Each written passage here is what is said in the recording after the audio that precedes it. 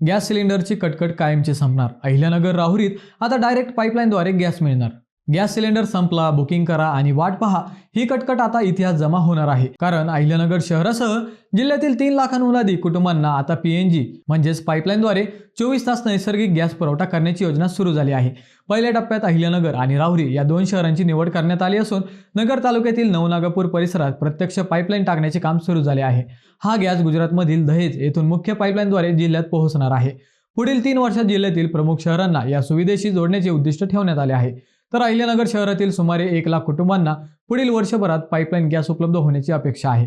याशिवाय पहिल्या टप्प्यात औद्योगिक वसाहतींनाही प्राधान्य देण्यात आले असून अनेक कंपन्या आणि घरांना जोडणी करण्यात आली आहे. पाईपलाईन गॅसमुळे सिलेंडर बुकिंग, डिलिव्हरीची वाट पाहणे आणि वाहतुकीची चिंता संपणार आहे.